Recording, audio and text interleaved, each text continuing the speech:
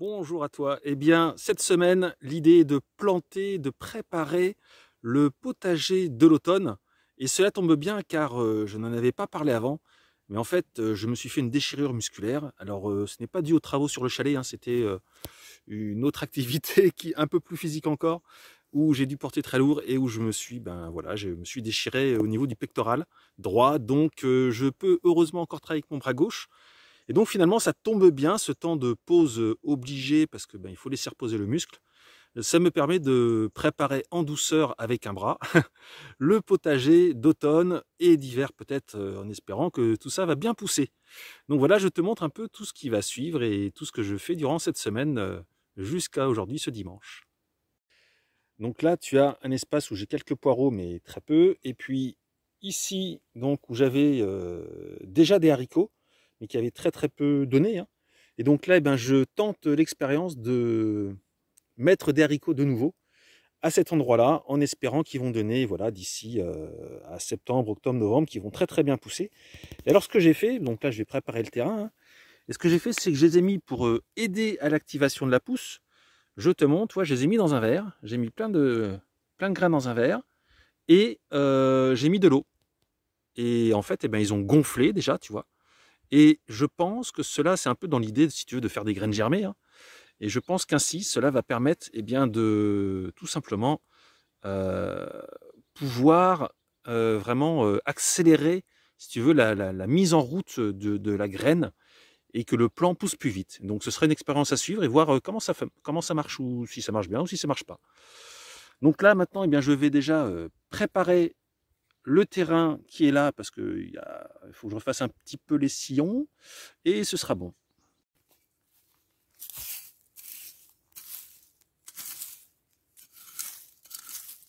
Alors on peut voir que la terre est quand même encore bien sèche. Alors heureusement, en fait, je me permets ces semis, parce que je n'avais plus d'eau, hein, donc je ne pouvais rien faire.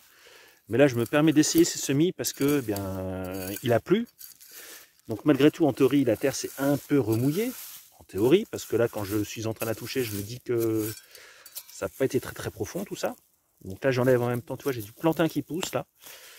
Donc le plantain, je l'enlève, même s'il ne me gêne pas vraiment, mais bon, pour faire le sillon, c'est mieux. Voilà, on va faire un sillon, mais waouh, tu peux voir là, regarde, ça soulève de la poussière, c'est incroyable. Bon, je lâche le téléphone, je fais les sillons, puis je te montre ça. Donc je viens de faire les petits sillons, et la terre est super sèche. Donc déjà, avant de mettre les graines, je vais copieusement arroser pour vraiment aider quand même à la reprise. Et donc là, voici les petites graines. Donc c'est parti.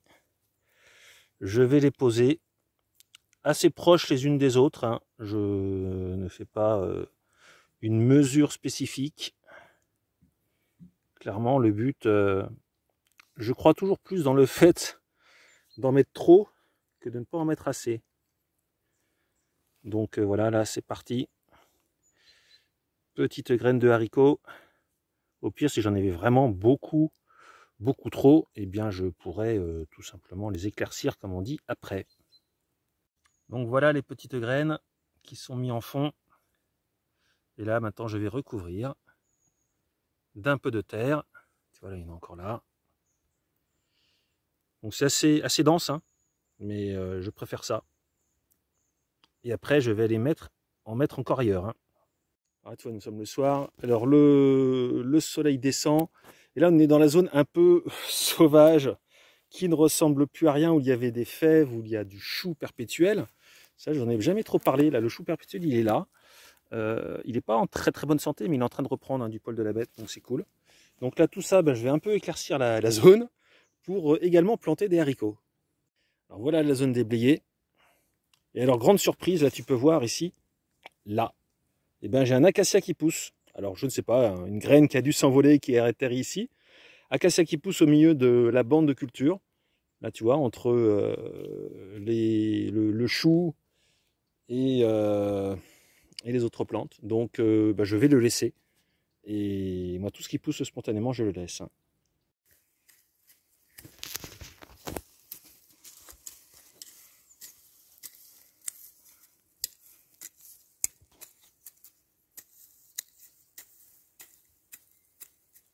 Bon, on peut voir que c'est toujours très très sec.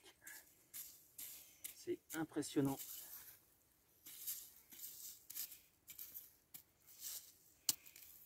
Les pluies que nous avons eues n'ont quand même pas permis de vraiment donner de l'eau en profondeur.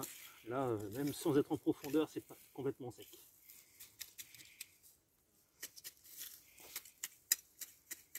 Et vu que ma terre est légèrement, voire beaucoup argileuse, bien forcément, il peut y avoir des morceaux.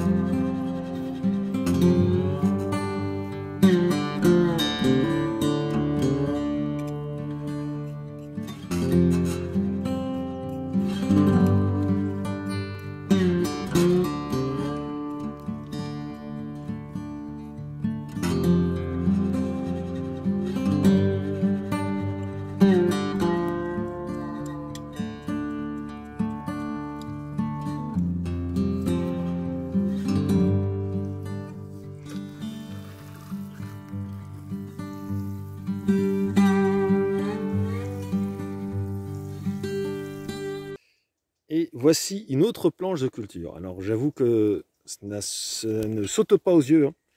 Certainement que tu ne la vois pas de manière comme ça précise. En gros, ça va de là, comme ça, hop, ici.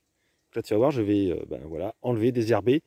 Avec l'avantage que toujours à ce niveau-là, vu que c'est des planches, tu peux voir, quand on prend, comme ça, hop, ça s'enlève vraiment très très facilement. Donc la planche va se faire, tu vois, j'ai juste arraché un peu et tout de suite, hop, ça s'en va, tout s'en va facilement, tu vois. Je tire, hop, et ça vient. Donc l'avantage, tu vois, c'est que je laisse pousser un peu en sauvage quand je n'utilise pas, comme ça permet toujours à ce qu'il y ait des racines qui travaillent et qui permettent d'ameublir le sol, mais ça s'arrache très vite. Donc je te retrouve après avoir un peu nettoyé tout ça. Donc voilà. J'ai dégagé des mauvaises herbes, toute la planche. Et alors là, il y a une partie de fois qui vient d'être arrosée par mon fils. Et là, quand on arrive ici, tu vois que ça fait plus sec. Mais alors même si c'est sec, l'avantage, tu vois, attends, je centre, c'est que là, quand tu prends, tu vois, je plonge. Et alors c'est sec, hein, mais il n'y a pas beaucoup de vie. Mais il y a un petit peu d'humidité en dessous quand même, au fond. Et par contre, la terre, tu vois, les meubles. Sachant que c'est une terre argileuse que j'ai.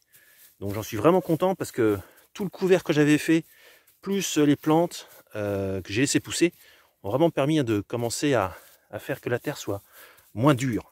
Donc j'en suis très content. Maintenant, je vais faire les rayons, enfin les petits sillons pour planter. Alors le long de cette planche de culture, eh bien tu peux voir deux arbres. J'ai deux arbustes qui sont en train de pousser. Regarde, celui-ci qui est là et celui-ci. Et donc comme tous les arbres spontanés du terrain, tels qu'il peut y avoir donc là, dans la zone de tomates cette année, et l'année prochaine aussi je pense. Et bien là tu vois, devant il y avait également des arbres qui poussaient, je les ai laissés pousser. Là on en a également. Et tous ces petits arbres qui viennent naturellement, eh bien je les laisse pousser. Et à défaut d'avoir des arbres que je plante qui soient déjà grands, bah ceux-là poussent très vite et préparent déjà un peu ainsi le principe du jardin-forêt que je veux réaliser. Et puis si un jour ils me gênaient, bah, je pourrais toujours les couper ou les tailler un peu plus. Voici donc au final hein, les planches de culture. Donc là j'ai les poireaux qui continuent de pas mal grossir, je suis content. Après, ben là, il devait y avoir plein de poireaux également, mais beaucoup sont morts, mais quelques-uns survivent. Un peu plus loin ici, on a donc eh bien, les haricots que j'ai replantés en espérant avoir une très belle saison, une très belle fin de saison. Un peu plus loin, ici, là, devant le tournesol, eh bien, c'était également une zone de poireaux. Hein. Donc là, les poireaux, eh bien, on peut voir qu'il n'en reste pas beaucoup. Il y a quelques survivants, ça ne donne pas grand-chose. Donc dans cette zone-là, là également à droite, si ça ne donne pas plus, parce que apparemment c'est un petit peu pré-mort, j'achèterai peut-être quelques choux dans une jardinerie pour en replanter directement et on verra ce que ça donne. Ici, à côté de la tanésie, de l'absinthe, eh bien nous avons une autre planche, donc là où j'ai mis des choux. Donc j'espère que ça va marcher, que les choux vont bien pousser. Et là, en faisant un saut, de l'autre côté, hop, je passe en même temps dans la future mare que je vais creuser dans pas longtemps. Tu peux voir ici donc cette planche où là j'ai mis également des haricots, des navets et également du chou. Et encore par là on continue, on voit les zones que je viens d'arroser, hein, jusqu'au chou perpétuel, voilà. Où là encore, voilà, j'ai planté pareillement chou, haricots, navets. Carottes, j'ai pas retenté. Il faut que je regarde si c'est possible. Et puis je n'ai plus de semences. Donc pour l'instant, eh c'est le début de la préparation pour l'automne. Alors j'ai également planté des épinards. Donc à voir également comment ils vont. J'ai oublié de le dire dans les vidéos précédentes, ce que j'ai filmé avant. Donc à voir comment ça va vivre, hein, tout ça. En attendant, bien voilà, je te souhaite un bon dimanche et j'espère que cette vidéo t'aura plu. Et si c'est le cas, tu n'hésites pas à t'abonner, à liker, à partager et également à voir d'autres vidéos qui sont sur ma chaîne. Voilà, passe une très belle journée. Au revoir.